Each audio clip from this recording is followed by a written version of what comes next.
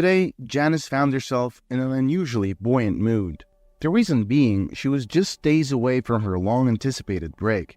It was her final week at work, and the prospect of an upcoming vacation fueled her excitement.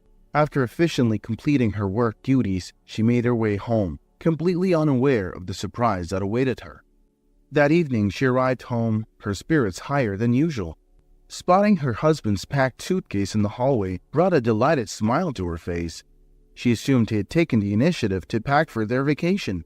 Sean, her husband, was never particularly good at packing, yet this time he had not only managed to do it himself, but also found the travel pillow something she found both amusing and endearing. "Sean, my love, I'm back," Janice cheerfully announced as she entered the kitchen, but her happiness abruptly faded upon seeing the sight before her. Sean was seated at the kitchen table, a glass of wine in hand. He was dressed not in his usual casual home attire, but as if he was ready to leave the house. "Sweetheart, what's happening? Are you heading out?" she asked, her confusion apparent. "Janice, I'm weary," Sean began, his tone somber. "I need to go now. I need some time to unwind, to rest. I'm afraid I might be depressed." Janice stared at her husband, bewilderment clouding her eyes. "Darling, what do you mean? Can't you wait just one more week?" Janice was at a loss, unable to comprehend the sudden shift in her husband's mood. "You wouldn't understand, Janice," he replied tersely. "You're always cheerful at work, surrounded by your supportive team. Meanwhile, I'm here feeling low and in desperate need of a break." Her eyes then fell on a bank statement lying on the table. To her dismay, it was clear that Sean had transferred the money they had painstakingly saved together into his personal account. Holding the statement, she said, "Sean, what depression are you referring to? We've been saving this money for our shared vacation, for our trip to the Bahamas." "I've been eagerly waiting for this day, and now you're asking me to delay it because your work won't permit you a vacation?" Sean retorted, his voice beginning to show irritation. Janice could feel her anger brewing. "I never said my work wouldn't grant me a vacation," she fired back. "In fact, I agreed with them today that this is my last week.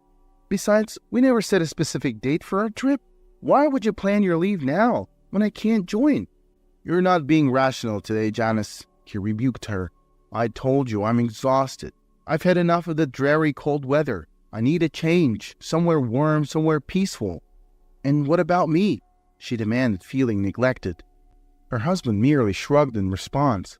"Well, practically speaking, you can't come along. You're tied up with work. I don't understand why we're arguing about this. I'm the head of the family, and I get to decide what's best for us." Sean's brows furrowed, his anger visible. She watched him pack the rest of his belongings. This wasn't some ill-conceived jest. He was serious about leaving alone, without her. "But Sean, that's not fair," she protested. "We saved that money together. If you can't wait for me, at least you should only take your share. Once I get my leave, I'll join you or go somewhere else, using my portion." Sean paused and looked at her, his face devoid of empathy.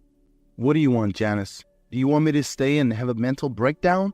How am I supposed to divide the money? What if I run out? How about this? If there's anything left, I'll bring it back. And Janice, I have a huge favor to ask. Don't ruin my mood before the trip. I've mentally already embarked on this journey. In fact, I've booked my flight for tonight." Janice was rendered speechless by his audacity, by the fact that he had already booked his ticket for that very evening. Words seemed to elude her. Pang of hurt constricted her throat, and she retreated to her room to avoid witnessing her husband's departure. She had sensed something amiss lately. He'd been acting out of character, coming home late, initiating uncharacteristic, lengthy conversations. She just couldn't put her finger on why his behavior had suddenly altered. Janice had initially tucked away such troubling thoughts. The fear of confronting them was too daunting. She didn't want to dwell on suspicions that might turn out to be baseless. Instead, she decided to calmly assess the situation. Could it be that she was overreacting? Maybe it wasn't so unusual for a married couple to take separate vacations occasionally. But then, the resounding slam of the front door caused Janice to startle. Did he just leave without even saying goodbye? That can't be happening, she pondered. She stepped out of the room, only to be greeted by the harsh reality that it indeed could happen. Just as she was on the brink of tears, something on the table caught her eye. Sean had left his phone behind.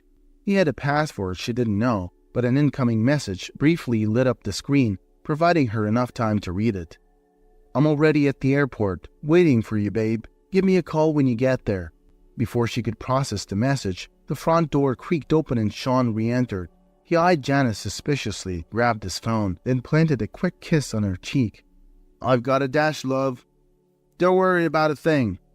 Janice was momentarily frozen, then swiftly dressed and bolted out the door, frantically waving for a taxi. Their ride to the airport was the longest, most excruciating journey she'd ever taken. She didn't know where to look for him, but unfortunately, they were immediately noticeable, their behavior reminiscent of smitten high school sweethearts. The woman was considerably younger than her. A gasp escaped Janice as she covered her mouth with her hand, watching them from a distance. So, this was it. 5 years of married life.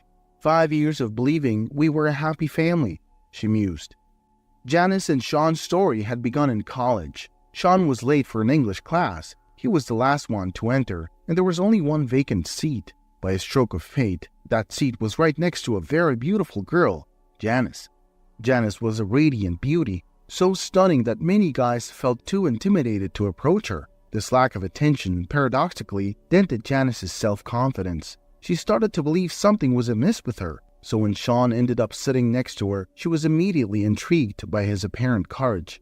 For Sean, however, he saw no other choice. He felt at ease sitting next to such an attractive girl, not because he was overly confident, but rather because he deemed himself invisible to her. He believed that he didn't stand a chance, so there was nothing to lose or be nervous about.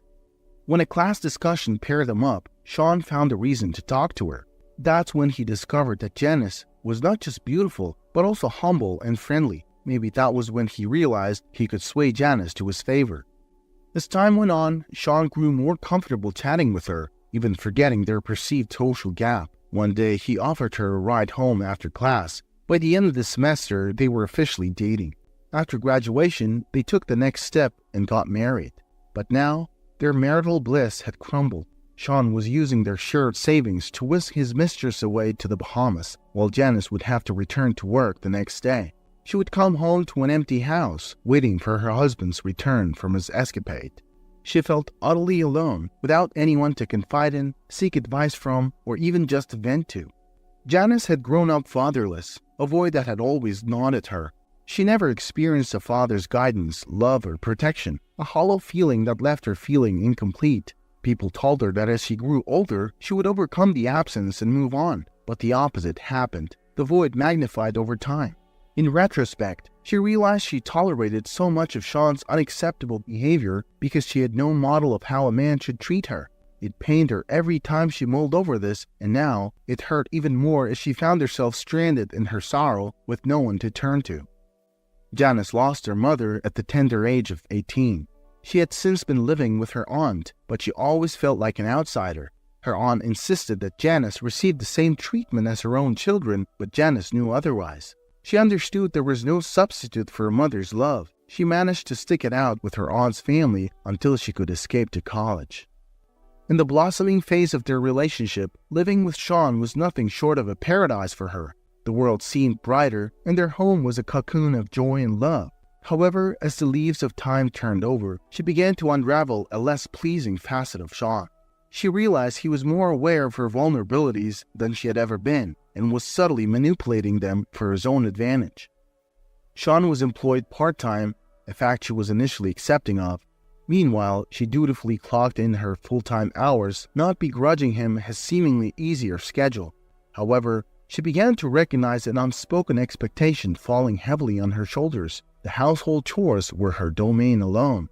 Every single day, she found herself knee-deep in dirty laundry, battling with stubborn stains and ironing out wrinkled clothes. Her hands constantly pruned from washing the never-ending pile of dishes, remnants of their meals serving as a constant reminder of her thankless job. And cooking, that was an entirely different ballgame. Every night, like a ritual, she would be seen juggling pans and pots, stirring a delicious meal for Sean, who was ensconced in his own world. Despite all this, she remained silent, choosing to swallow her frustration rather than voice it. "Oh well, it's just one of those things," she would often mutter to herself, downplaying her growing resentment. Sean, on the other hand, was oblivious to her mounting exhaustion.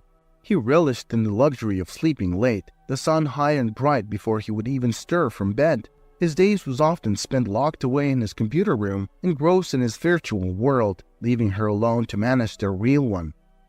One evening while she was busy stirring the pot, she called out, "Sean, could you please give me a hand with setting the table?" "Later, love," came the distant reply from the computer room as always. She sighed, dropping the subject, just as she had done countless times before, yet the silent plea for acknowledgement lingered in the air, marking the growing distance between them. When Sean's father Robert fell seriously ill, Sean implored Janice to move in with him, expressing a dutiful desire to look after his ailing father. Robert was aging, frail, and evidently incapable of managing himself alone. But as Janice had anticipated, she ended up shouldering the responsibilities of two men instead of one. However, Janice held no resentment toward Robert. Instead, she embraced him as though he were her own father, caring for him with patience and kindness. Robert, in turn, grew exceptionally fond of Janice.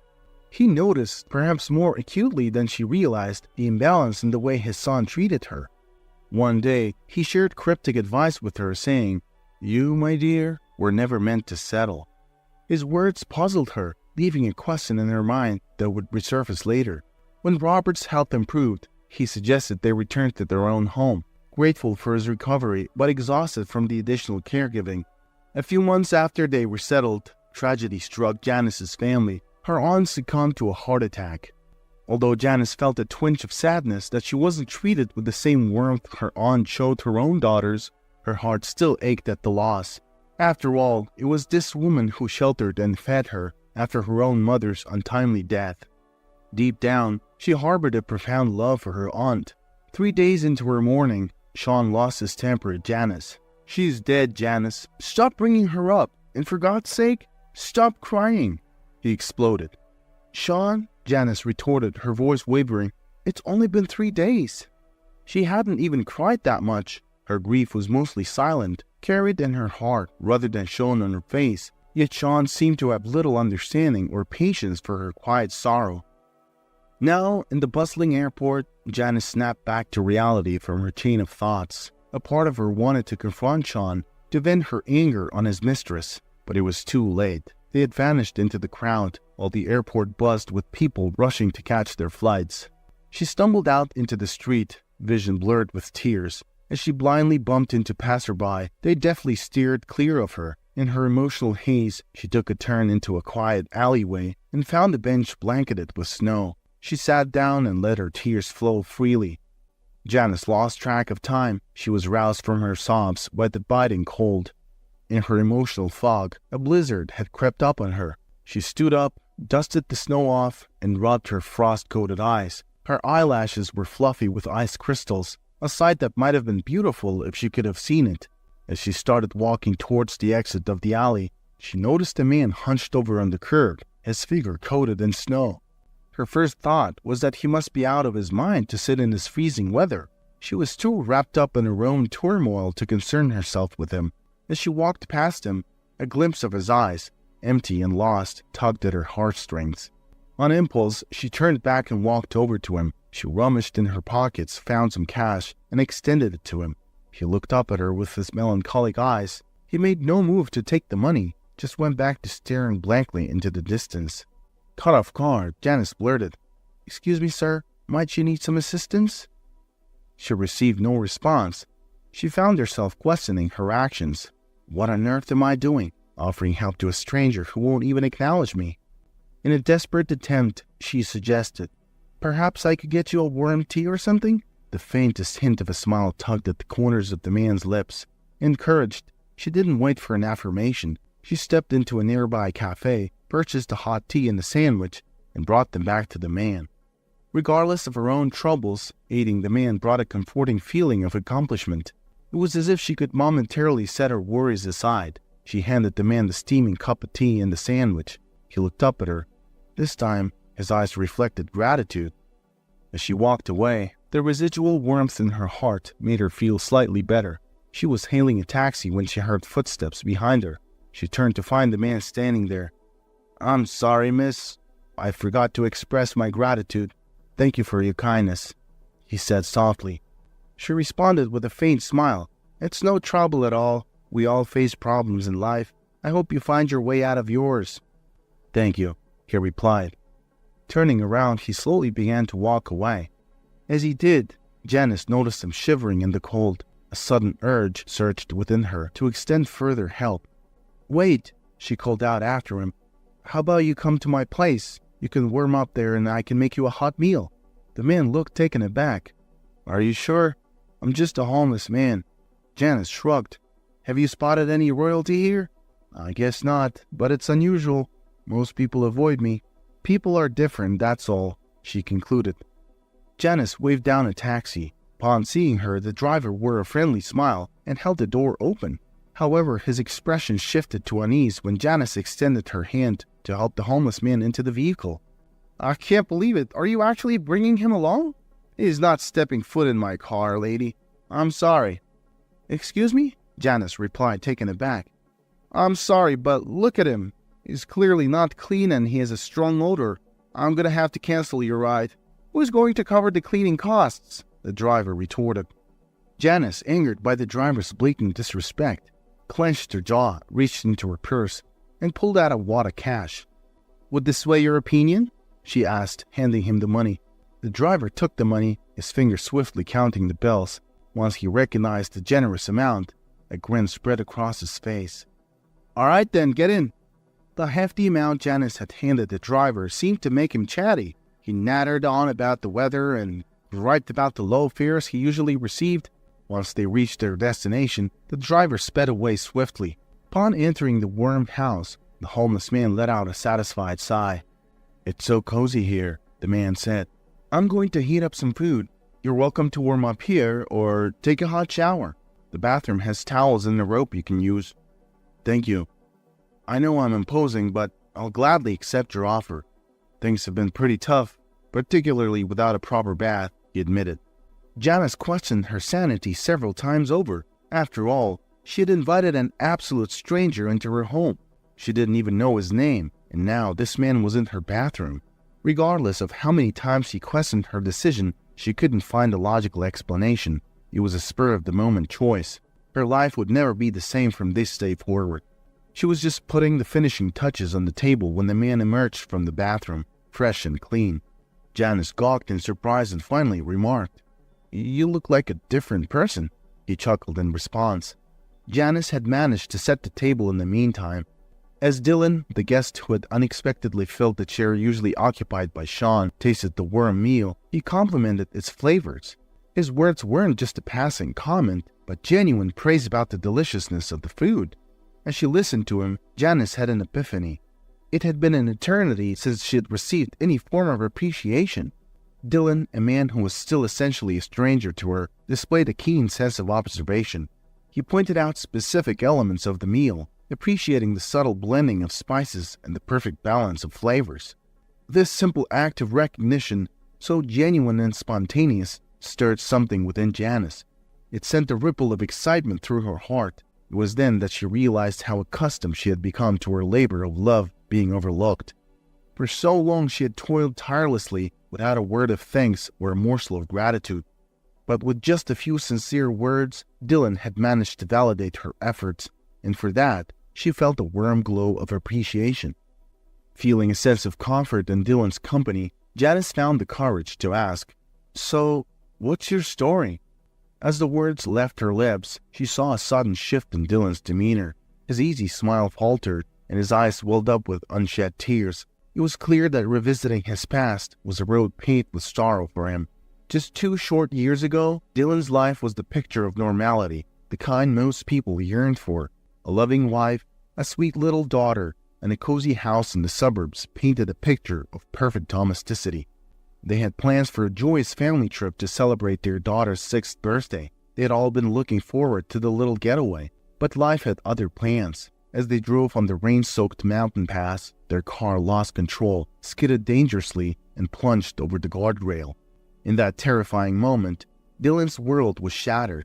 His wife and daughter, the core of his existence, were cruelly snatched away in the tragic accident.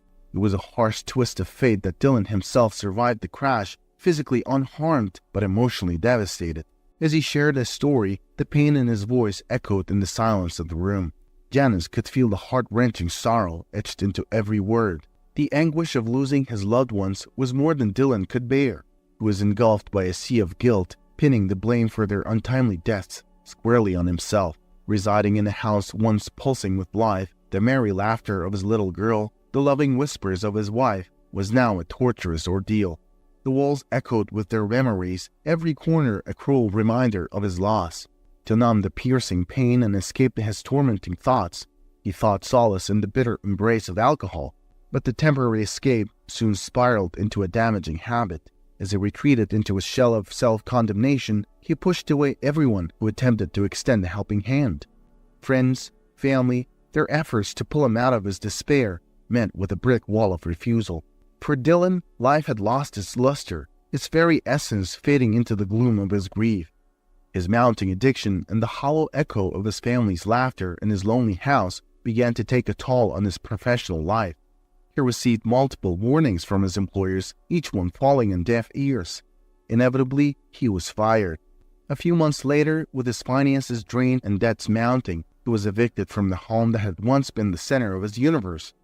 His life, once marked by love and laughter, had succumbed to an unending spiral of despair. Finding sustenance became a daily battle for Dylan. Initially, he resorted to foraging from trash dumpsters, an experience that left him grappling with feelings of degradation and despair. However, as he gradually learned the ropes of street survival, he discovered that there were some restaurants willing to lend a helping hand to the homeless. Establishments specializing in bread products, such as bagels and sandwiches, often had surplus food that they were willing to give away. His guilt over the tragic loss of his family had initially led him to this destitute lifestyle. However, over time, he began to see the damaging effects of homelessness. The harsh realities of street life began to weigh heavily on him, pulling him down into a cycle of despair that seemed increasingly difficult to escape. The lifestyle he had initially chosen as a form of self-punishment was now trapping him, threatening to consume him entirely. Janice listened to his tale with a heavy heart, her empathy palpable. She reassured him that he shouldn't bear the blame for the accident. She implored him to understand that a life consumed by guilt wasn't worth living. Her words were earnest, full of compassion and wisdom, as she painted a picture of promising future that awaited him if he could only stop blaming himself and start putting his life back together. Throughout their conversation, Janice maintained steady eye contact, her eyes radiating warmth and understanding. Her kind smile never faltered, offering him comfort and acceptance. For Dylan, who hadn't felt such warmth and kindness in 2 long years, her generosity was overwhelming. This encounter with a complete stranger who had not only let him in for a hot shower and a meal, but had also offered him empathy and advice, was a ray of hope in his otherwise bleak existence. The spark of hope that Dylan felt was unlike anything he'd experienced in the past 2 years. He had spent so long aimlessly wandering, living on the streets, nursing his guilt and steeped in his sorrow. He had almost forgotten what it felt like to have a purpose, a goal, a desire for a future that held more than just mere survival. Meeting Janice, receiving her compassion and understanding, and hearing her encouraging words had triggered something within him. He felt a strong pull, a stirring in his heart to break free from his self-imposed chains. He began to envision a future where he could stand tall, a future where the pains of the past did not dictate his path. The desire to change was no longer a mere thought, but a compelling force driving him. He longed for the warmth of a home, the comfort of a steady job, and the healing power of connections with others. Most of all, he yearned for self-redemption, a chance to forgive himself, and the opportunity to rebuild his life from the ruins. At one point, Dylan realized he was still dressed in a borrowed robe. He jumped up, looking at himself awkwardly. "Is this your—" he started, but Janice offered a sad smile. "It's okay. Don't worry about it." Dylan sat back down. Once they had finished their meal, he rose and began gathering his dirty clothes. Sensing his discomfort, Janice told him he could use her washing machine and stay the night. "I'm sorry for being such a burden. I don't even know how to thank you." "It's all right, Dylan. Don't worry. Everything's okay." "Thank you once again." Dylan hesitated before asking his next question. "Janice, may I use your computer, please?" Dylan requested, breaking the silence. "Of course, feel free," she responded, gesturing towards her laptop. As Dylan began clicking away on her laptop, Janice sat in the living room, her mind swirling with her own tales of sorrow. She longed to unburden her heart to this stranger who had shared his deepest pain with her, but the words remained stuck in her throat. Gathering her courage, she rose and walked over to Dylan. "Dylan," she started, her voice shaking slightly, "I don't want you to think less of me for letting a stranger into my home. It's just, my husband, well, I hardly know how to put it. Today he left for a vacation with his mistress." Dylan's fingers froze above the keyboard, and he turned to look at her, his eyes widening in surprise. "Really? That happened?" She nodded, sharing a brief overview of her predicament. Dylan shook his head in disbelief. "I thought this kind of thing only happened in movies. I'm really sorry to hear that." "So what's your next move?" She sighed heavily before responding. "I'm gonna file for divorce, but..." "But what?" Dylan urged her to continue. "I'm just not sure. He might not be on board with the idea." Dylan paused, his brows furrowing before he let out a soft chuckle. "Wait, so let me get this straight. Your husband is off gallivanting with his mistress, and you're worried he might not like the idea of a divorce?"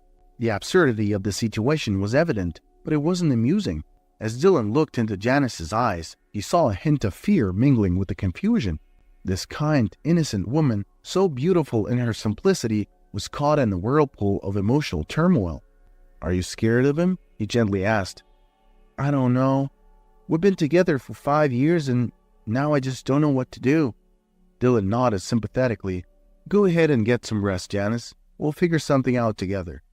Dylan shook his head again and turned back to the computer screen. Exhausted, Janice decided to stretch out on the couch. She was awoken by the sound of her alarm clock the next morning. As she walked into the living room, she realized Dylan was gone. He had left a note on the side table. "Thank you. Till we meet again." Suddenly, the house felt too quiet. Janice was hit by a wave of unexpected loneliness. It was as if she had lost something precious. She shuffled into the kitchen to make herself a coffee. The subsequent 2 weeks passed in a blur. Janice threw herself into her work, staying late into the night just so she could return home exhausted and fall straight to sleep. 3 days after Sean departed, Janice mustered all her courage and started the divorce process. Methodically, she packed up all his belongings, including the robe Dylan had worn after his shower.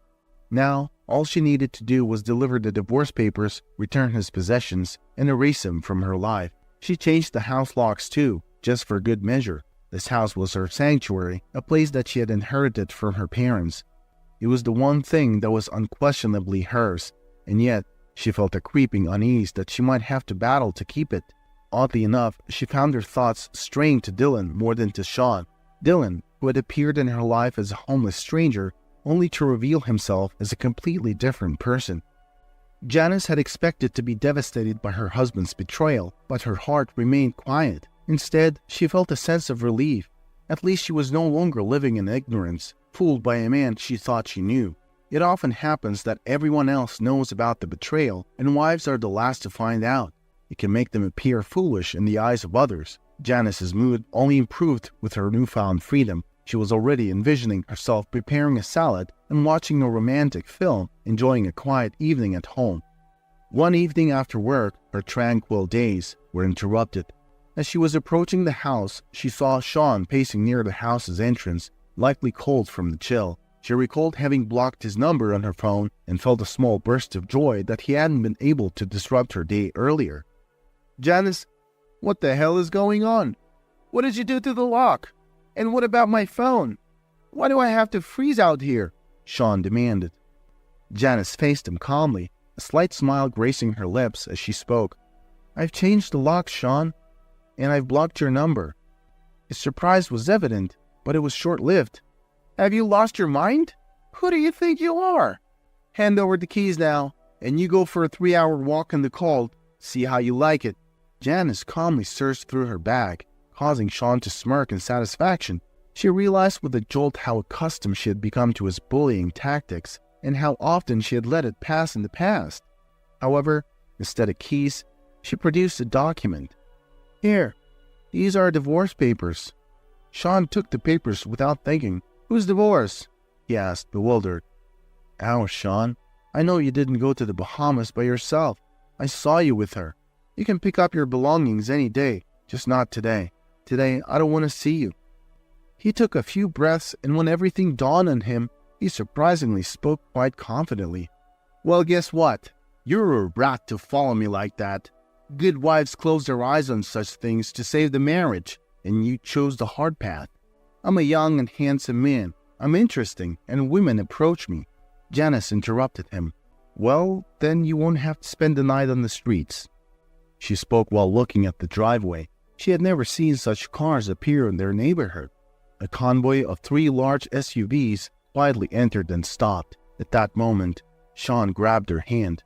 "You're gonna do what I say. You thought you could leave me just like that? Well, you were wrong. I'm gonna make your life miserable. Give me the keys, now." He raised his other hand to strike Janice. She closed her eyes and in the next moment realized that no one was holding her hand anymore. "Janice, are you okay?" She opened her eyes. It couldn't be. It was Dylan's voice. He was standing in front of her, rubbing his fist. Behind him, Sean was struggling in the snow, while a few strong guys stood between Dylan and Sean. Janice smiled. "It's you?" "Yes, it's me. I was worried I wouldn't make it in time. Any chance you have more of those delicious meals?" Dylan asked, a smile lighting up his eyes. Janice nodded, her eyes suddenly brimming with tears. Evidently, all the pent-up tension and stress had finally found a release. She buried her face into Dylan's chest, staining his expensive coat with tears. He gently patted her back, softly uttering, Hey, it's okay. Everything's okay now." Sean, who was struggling to get back on his feet, was a mere spectator in this emotional reunion. His earlier arrogance was replaced with a stunned and shocked expression. Dylan's arrival not only saved Janice from the immediate threat posed by Sean, but also signaled a turning point in her life. It was the moment when she finally let go of her past and took the first step towards a new and potentially happier life. As for Sean, he watched his whole world crumble in front of his eyes. His threats fell on deaf ears, and the realization of losing Janice began to sink in. Comfortably nestled in front of the television, Janice busied herself with brewing some fresh tea as Dylan began to reveal another part of his life that he hadn't previously shared with her.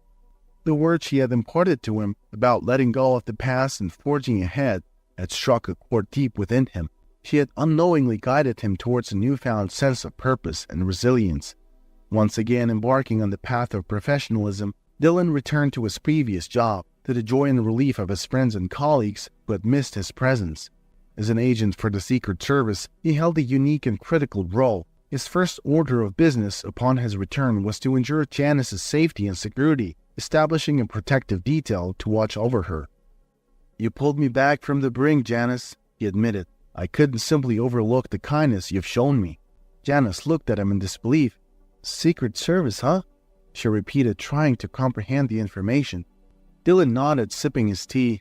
"Yes, I've been working there for years. When I lost my family, I lost myself too. I left everything behind and spiraled into a dark place. I couldn't even bring myself to reach out to my colleagues.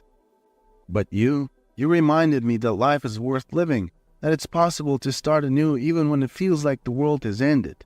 Janice was silent, stunned.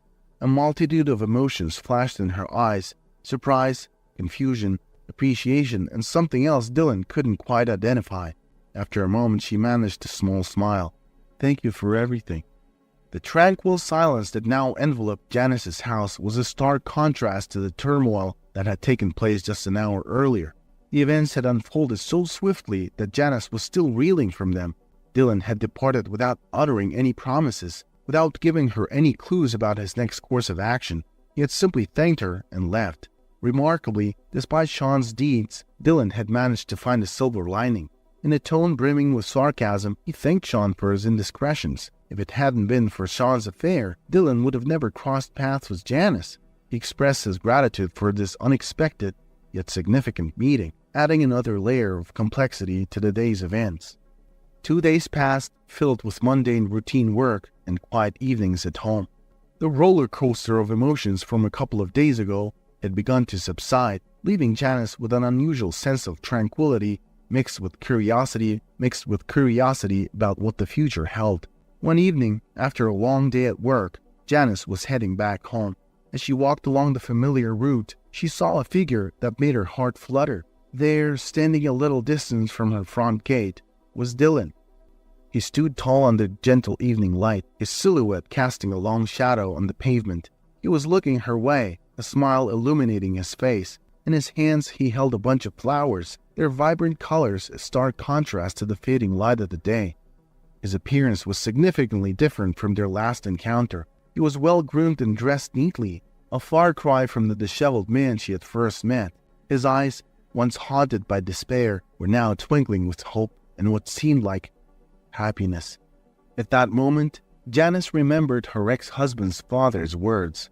"You, my dear, were never meant to settle." She now understood the meaning of his words.